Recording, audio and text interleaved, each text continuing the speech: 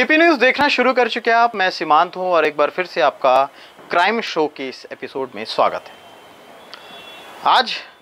आज की जो कहानी है, उस कहानी से पहले एक चीज़ आपको बताना बेहद ज़रूरी है कि ये द्वेष और जलन की जो भावना होती है ना कहीं ये क्राइम की दुनिया में दस्तक देने पे मजबूर कर देती है। और आज जो सिलसिलेवार ब्यौरा, जो कहानी में जिसका जिक्र करने वाला हूँ, वो बिल्कुल इन्हीं चीज़ों से जुड़ी हुई है। और आज की जो कहानी है वो दरअसल आज से 20 दिन पहले 19 अक्टूबर की हकीकत को जोड़ता है। ये मामला है अंडा थाना क्षेत्र के अंतर्गत ग्राम रूदा का, एक रूदा नाम का एक गांव है जहां से ये मामला शुरू होता है।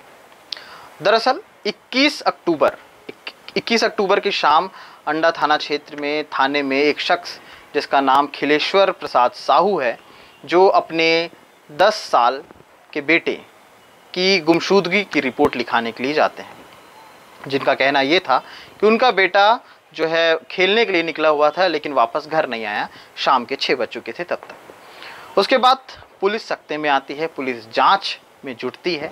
जांच शुरू होता है।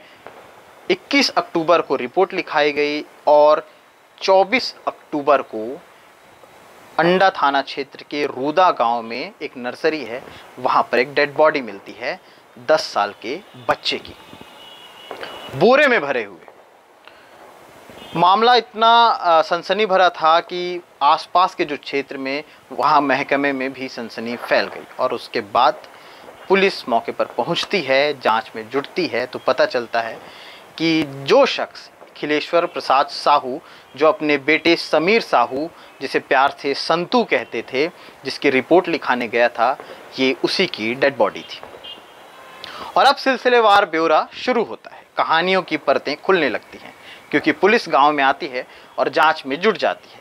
जांच लगातार होते रहते हैं, पूछताछ होती है, मोबाइल कॉल्स खंगाले जाते हैं, कैमरे खंगाले जाते हैं अगर आसपास कहीं हो। चूँकि अमूमन ये होता है कि गांव जैसे जो क्षेत्र होते हैं, बस्तियां होती हैं, वहाँ पर कैमरे वगैरह नहीं होते, तो इस ऐसे सिचुएशन में बड़ी दिक्कत होती है। लेकिन फिर भी पुलिस का काम था, वो अपनी जाँच में जुटी हुई थी। 24 अक्टूबर को जब डेड बॉडी मिली, डेड बॉडी के बाद तमाम सारी चीज़ें होने लगी।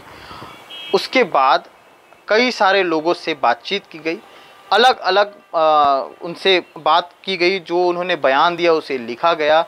उसी में एक शख्स गांव के जो आसपास वहाँ पर बैठे रहते थे, उनके द्वारा ये पता चला कि जो संतू है, जो समीर साहू है, जो युवक जिसकी मृत्यु हो गई, वो अपने 2 दोस्तों के साथ कहीं पर गया हुआ था। कहाँ गया था? खेलने गया था। कहाँ खेलने गया था? गांव से थोड़ी दूर पे। लेकिन 21 तारीख की शाम 6 बजे तक तो वो वापस लौटा नहीं। अब थोड़ी चिंता थी, चूँकि डेड बॉडी मिल गई थी तो तमाम सारी चीज़ें सामने तो आ गई थी, लेकिन अब तक हत्यारे का पता नहीं लग पाया था। जिन 2 बच्चों के साथ समीर साहू को देखा गया था, उनसे भी बातचीत की गई, उनसे भी पूछताछ की गई। अब देखिए, आजकल जो आरोपी होते हैं, आरोपियों की कोई उम्र नहीं होती और वो इतने शातिर हो सकते हैं, इसका आप अंदाज़ा भी नहीं लगा सकते।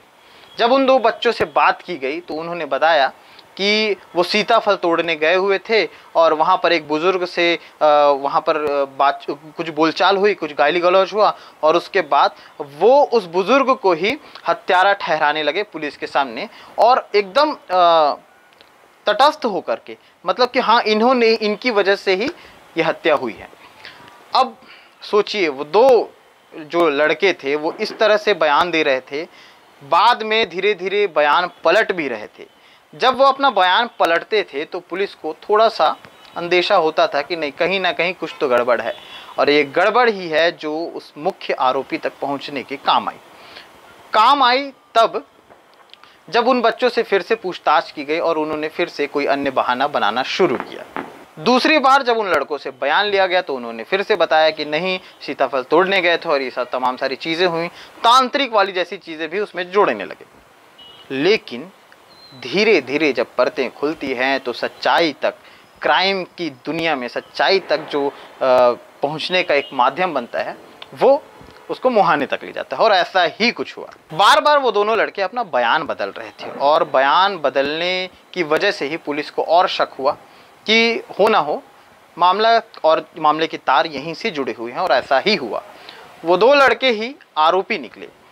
क्योंकि उन्होंने अपनी सारी बातें उसके बाद पुलिस के सामने बताई। अब क्या प्लानिंग हुई थी, प्रेस कॉन्फ्रेंस हुआ। आज प्रेस कॉन्फ्रेंस के दौरान उन दोनों को, उसमें से एक जो लड़के को पेश किया गया और तमाम सारी चीज़ें जो बताई गई वो मैं आपको बताता हूँ। दरअसल जो समीर साहू है वो बहुत अच्छा खिलाड़ी था कबड्डी का, रेड बहुत अच्छा करता था।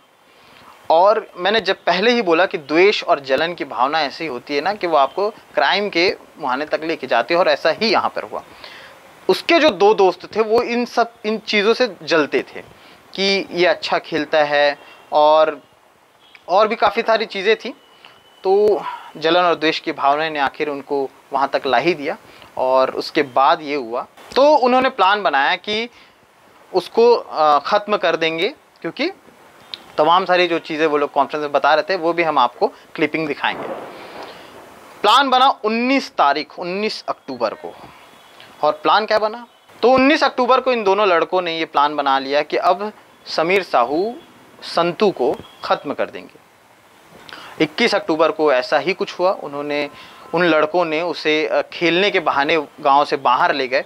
गांव से बाहर एक नर्सरी है वहां पर ले गए, और उसके बाद पत्थर से उसके सिर पर वार किया, और एक लड़के ने उसके मुंह पर हाथ रखा। सांस रुक जाने की वजह से, मुंह पर हाथ रखने की वजह से मृत्यु हुई है, ऐसा पोस्टमार्टम में भी जिक्र हुआ है। अब मौत तो हो गई, मृत्यु तो हो गई, लेकिन अब जो ठिकाने लगाने की जो बात आती है वो भी इन लड़कों ने सोच के रखी थी। उसके बाद ये दोनों लड़के गांव से बाहर दूसरे गांव जाते हैं, वहां से बोरी लेते हैं, रस्सी लेते हैं, लाश को ठिकाने लगाने के लिए वापस आते हैं नर्सरी खरीद करके दूसरे गांव से, और नर्सरी आते हैं, वहां पर उस लड़के को बोरे में भरते हैं। तो ये सारी चीज़ें उन दोनों लड़कों ने पुलिस को बताई, और उसके बाद उनकी गिरफ्तारी हुई। उन्हें प्रेस कॉन्फ्रेंस में लाया गया, प्रेस कॉन्फ्रेंस हुआ और तमाम सारी रिपोर्ट बनी। लेकिन सोचिए कि आधुनिक युग है, इतना मेट्रो स्टेशन और तमाम सारी चीज़ें हम लोग विकसित हो रहे हैं, लेकिन क्राइम का रेशियो भी इसी तरह धीरे धीरे बढ़ रहा है। जबकि छत्तीसगढ़ और भिलाई और दुर्ग जैसे क्षेत्र में ऐसा बहुत रेयर था, लेकिन आजकल जो घटनाएं हो रही हैं वो काफ़ी ज़्यादा भयावह हैं। और ये सारी चीज़ें हर दिन खबरों के माध्यम से और किसी अपनों के माध्यम से सुनने को, देखने को मिल जाती है। अब आप भी फ़र्ज़ करिए कि 10-12 साल के लड़के इतना क्या सोच लेते हैं। अच्छा, ये भी इसमें बताया गया कि ये लड़के सट्टा भी खेलते थे, और फ्री फायर जो गेम है, पबजी जो गेम है, उसके भी शौकीन थे।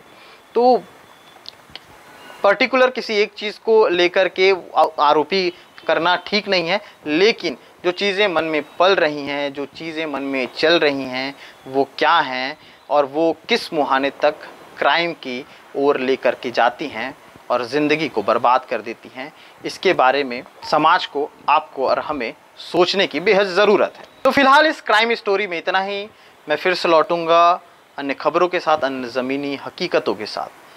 एक चीज़ और कि डिस्क्रिप्शन में हमने लिंक दे दिया है केपी न्यूज़ का, तो आप वहां पर जा कर के क्लिक कीजिए और सब्सक्राइब कीजिए हमारे चैनल को, बेल आइकन का बटन दबाइए, क्योंकि अब आपको लगातार भिलाई से, छत्तीसगढ़ से, दुर्ग से, आसपास की सारी खबरें आपको इस चैनल के माध्यम से मिलती रहेंगी, वो भी तेज़ी से।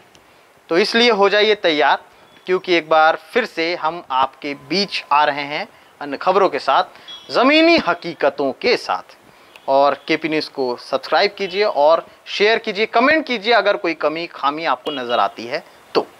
दूसरा गांव में एक 12 वर्षीय बालक की डेड बॉडी बोरे में फेंकी हुई पाई गई।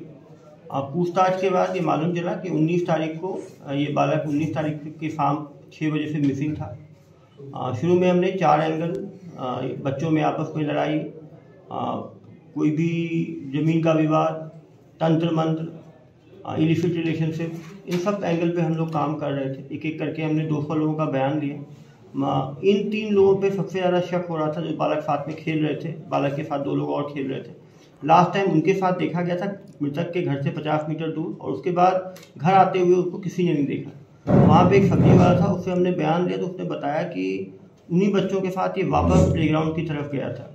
प्लेग्राउंड के बाद एक टंकी है, वहाँ पे 6 से 7 लोग मजरा पी रहे थे। उन्होंने भी बताया कि इनको वापस आते हुए उन्होंने भी देखा। इसके बाद कड़ाई से पूछताछ करने पर इन दोनों बच्चों ने शुरू में एक दंपत्ति को फंसाने के लिए पड़ोसी दंपत्ति का नाम ले लिया, क्योंकि गांव वाले दंपत्ति पे शक कर रहे थे, और एक फर्जी कहानी बनाई कि दंपत्ति पत्नी ने मृतक को अंदर बुलाया और डंडे से मारा और उसका मुंह दबा के उसकी हत्या कर दी, जबकि पोस्टमार्टम में बात आई थी कि ब्लंट ऑब्जेक्ट संभवतः उसके बाद मुंह दबा के उसकी हत्या की गई है। जब उस दंपत्ति से इन बच्चों को आपस में कन्फ्रंट कराया गया और पिन सारे सीसीटीवी से मैच कराया गया, घटनास्थल ले जाके निरीक्षण किया गया, आसपास के गांवों में पता लगाया गया कि जिस रस्सी से बांधा गया था वो रस्सी कहाँ से खरीदी गई, तो मालूम चला कि उन्हीं में से एक बालक ने बगल के गांव से वो रस्सी खरीदी थी, और जो बोरा और कुआ यूज़ किया गया था वो भी एक बालक के घर में था। इन सब बातों पे पूछताछ करने पर ये पूरा घटनाक्रम क्लियर हुआ कि इन बच्चों, उन्हीं के खेलने वाले 2 बच्चों ने, जिनको ये मृतक हमेशा चिढ़ाया अच्छा था, उनको हमेशा हरा देता था, उनका मजाक उड़ाता था, तो कहीं ना कहीं प्रतिशोध के कारण जो है इन्होंने हत्या की। सर मोटिव क्या था? मोटिव गुस्सा, प्रतिशोध, और कहीं ना कहीं ये जो बच्चे थे ये 1.5-2 साल से स्कूल नहीं जा रहे थे, नशा कर रहे थे, लोहा बेच के कबाड़ का काम करते थे, सट्टे में पैसा लगाते थे, तो कहीं ना कहीं असामाजिक कार्यों में जुड़े होने के कारण, नशे के कारण, जो अपनी जजमेंट इम्पेयर होने के कारण इन्होंने गुस्से में पत्थर से मार के पहले उसकी हत्या करी और उसके बाद उसको कबड्डी पोजीशन में ही बोरी के अंदर बंद करके ऐसी जगह पर फेंक दिया जहां उनको मालूम था कि आसपास कोई नहीं आता है। पुलिस ने सूक्ष्म जांच करके, तकनीकी जांच करके इस केस को सॉल्व किया।